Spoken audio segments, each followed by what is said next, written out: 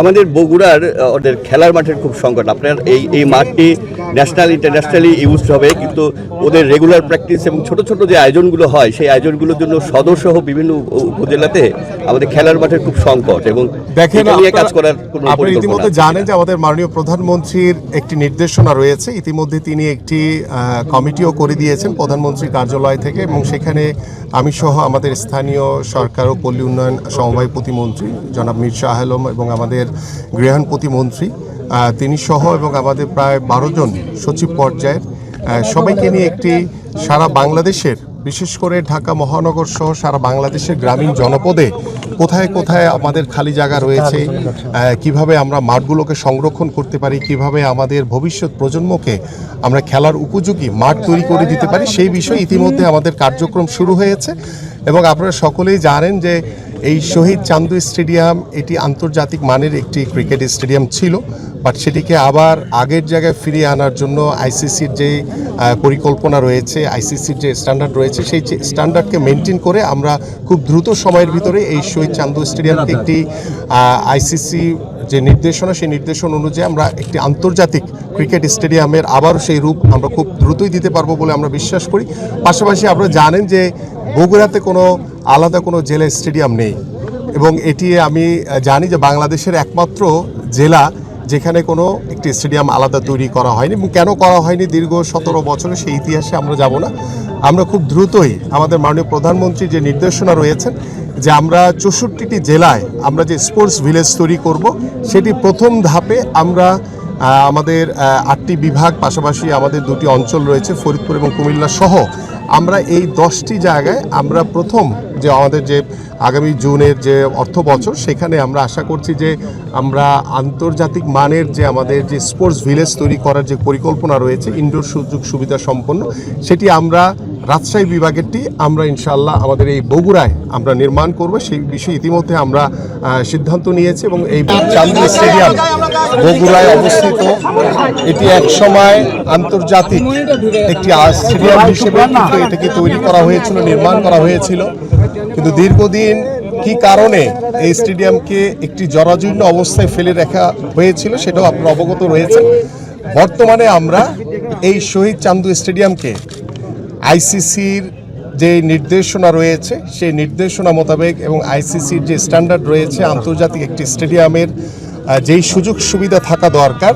সেই আদলে এটিকে তৈরি করার জন্য, এটিকে আবার পুনর্গঠন করার জন্য আমি এখানে আজকে উপস্থিত হয়েছি, এবং আমার সাথে আমার ক্রীড়া পরিষদের এবং স্পোর্টস মিনিস্ট্রির কর্মকর্তারা রয়েছে, এবং আমাদের এখানে সাংসদ হিসেবে আমাদের বাদশা ভাই রয়েছে, আমাদের জেলা প্রশাসক সাহেব রয়েছেন, এবং স্থানীয় আমাদের অনেক নেতৃবৃন্দ রয়েছেন। পাশাপাশি ক্রিকেট বোর্ড থেকে আগত রয়েছেন, আমাদের পরিচালক রয়েছেন একজন, আমাদের সিও রয়েছেন এখানে। সো আমরা সবাই মিলে একমত হয়েছি যে এই শহীদ চান্দু স্টেডিয়ামকে আন্তর্জাতিক মানের একটি স্টেডিয়াম হিসেবে তৈরি করার জন্য আমরা কার্যক্রম দ্রুতই শুরু করব, কারণ আমাদের জুলাইয়ে আমাদের একটি প্রমিলা বিপিএল তৈরি অনুষ্ঠান করার একটি চিন্তাভাবনা আমাদের এখানে রয়েছে, এবং আমরা আশা করি যে সেই পর্যায়ক্রমে আন্তর্জাতিক একটি মাঠ তৈরি করার জন্য শহীদ চান্দু স্টেডিয়ামকে আমাদের পক্ষ থেকে যা যা করণীয় আছে আমরা সকল সুবিধা ইনশাআল্লাহ নিশ্চিত করব। সময় প্রতিশ্রুতির মধ্যেই থাকি, আমাদের সমস্যা তো অনেক, তো কোন কোন সমস্যাকে প্রথমে অগ্রাধিকার ভিত্তিতে সমাধান করবেন, কেমন বাজেট লাগতে পারে, এবং এটার কবে নাগাদ আমরা আসলে দৃশ্যমান কিছু দেখতে পারবো? দেখেন, পাশাপাশি আপনি যে এর সাথে একটু যোগ করতে চাই, সেটা হচ্ছে যে আমাদের কাছে অনেক কিন্তু অভিযোগ রয়েছে যে স্টেডিয়ামে এখানে যে সরঞ্জামগুলো ছিল সেটা কিন্তু আসলে চুরি হয়েছে, এই বিষয়টা তদন্ত করা হবে। আমি প্রথমত বলি যে আমাদের সাংবাদিক ভাই যে প্রশ্নটি করেছেন যে প্রতিশ্রুতির কথা, বিগত সময়ে কি হয়েছে আপনারা সকলেই অবগত আছেন, বাট আমাদের মাননীয় প্রধানমন্ত্রী যেটা প্রতিশ্রুতি দিয়েছেন সেটা একদম দ্রুত সময়ের ভিতরে তিনি সেই পদক্ষেপ গ্রহণ করে সেই বাস্তবায়নের লক্ষ্যে কিন্তু ইতিমধ্যে আমরা কার্যক্রম শুরু করেছি। তারই একটি অংশ হচ্ছে শহীদ চান্দু স্টেডিয়াম, এবং আজকে এখানে উপস্থিত হওয়ার মাধ্যমে আমরা এই স্টেডিয়ামের কোথায় কোথায় সমস্যা রয়েছে, এবং এখানে দেখেন ফ্ল্যাগ লাইটের অবস্থা ভালো না, এখানে ড্রেসিং রুমের অবস্থা ভালো না, এখানে গ্যালারির যে বসার যে জায়গাগুলো রয়েছে সেখানেও অনেক জায়গায় আমরা জরাজীর্ণ অবস্থায় দেখছি, এবং এই জায়গাগুলোকে এবং আমাদের মাঠ এখানে নতুন করে আমাদের যেই সকল সুযোগ সুবিধা প্রয়োজন, ড্রেনেজ সিস্টেম থেকে শুরু করে সকল সুযোগ সুবিধা সম্পন্ন করে আমরা এই